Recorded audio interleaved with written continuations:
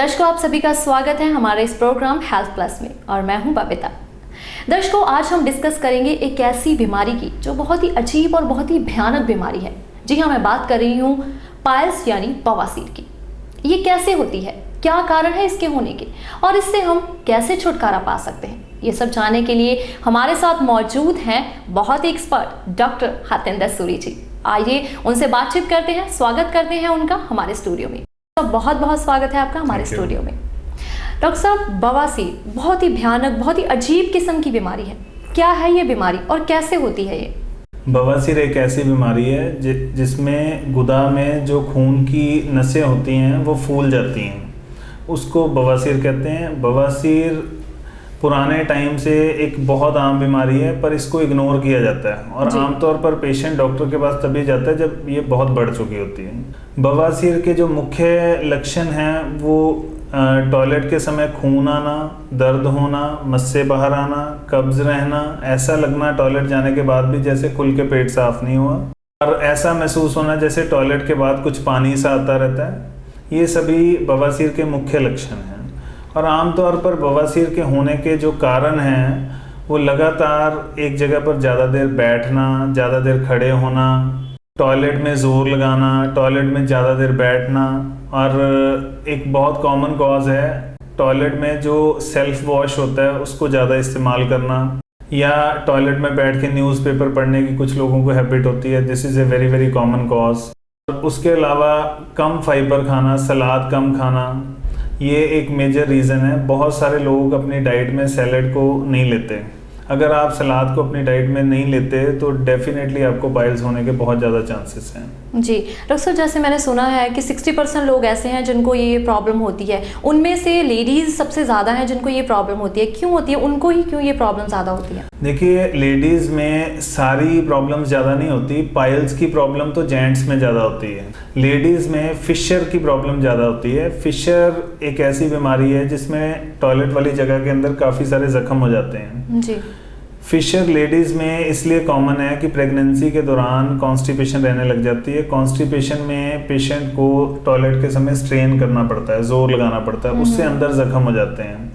अगर कोई भी लेडी प्रेगनेंसी के दौरान फाइबर कम लेती है, सैलड कम लेती है, लिक्विड उसकी डाइट में कम है, तो उसको टॉयलेट में जोर लगाना पड़ता है, जिससे कि फिशर की प्रॉब्लम उसको हो जाती है। और फिशर आमतौर पर 90% लेडीज को प्रेगनेंसी के दौरान हो जाता है, पर उनमें से मैक्सिमम लेडीज विद मेडिसिन और विद डाइट ही रिकवर कर जाती हैं। जी।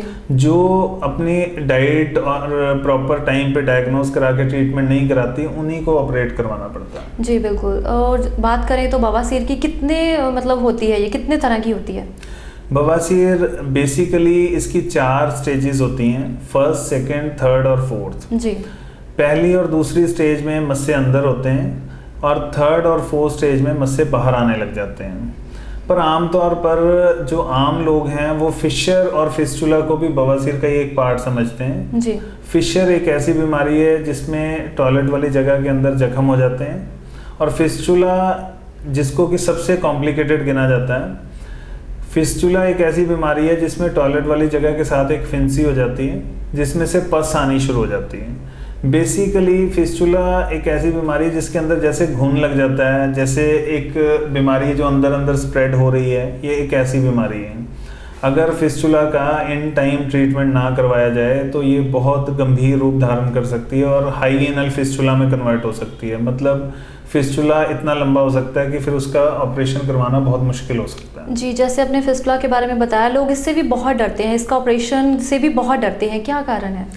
मैडम, बेसिकली फिस्टुला पुराने टाइम से एक ऐसी बीमारी है जिसके बारे में ये कहा जाता है कि ये नासूर है, ये ठीक होता ही नहीं है। जी। पर अब ऐसा कुछ नहीं है। जो नई टेक्नोलॉजीज आई हैं, वेफ्ट, मिफ्ट, उसके फिस्टुला का ऑपरेशन करवा के पेशेंट सेम डे घर जा सकता है और अगले दिन से ही अपना काम कर सकता है। जी।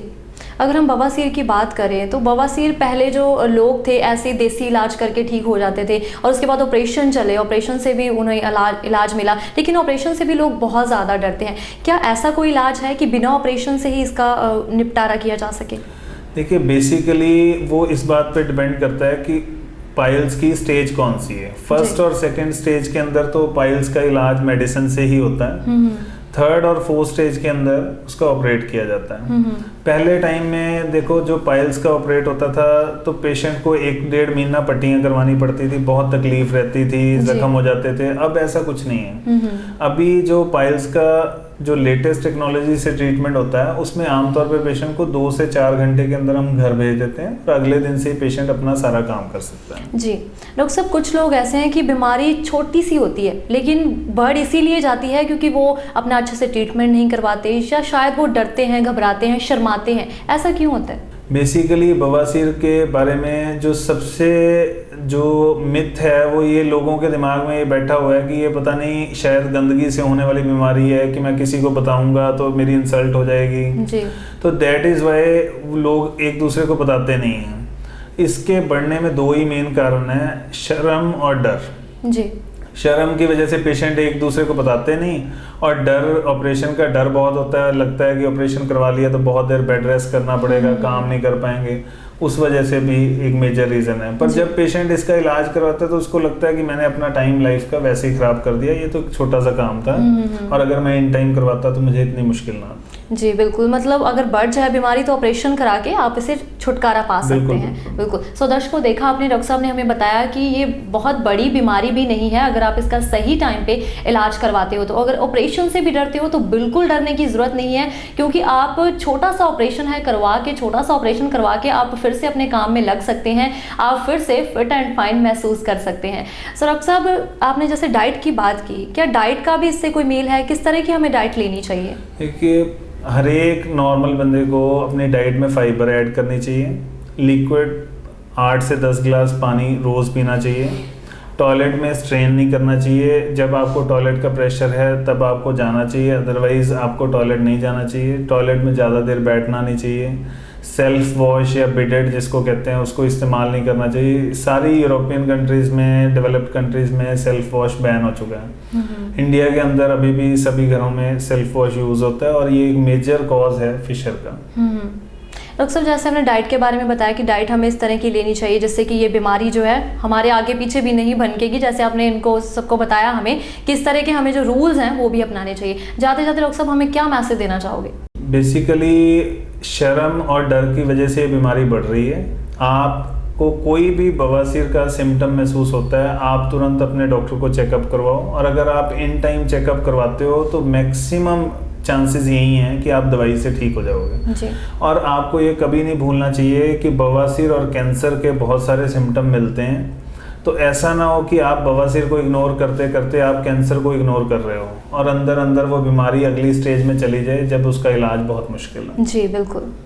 तो डॉक्टर साहब, आपने हमें अपना कीमती समय दिया, इतनी हमें अच्छी बातें बताई, so thank you so much. Thank you.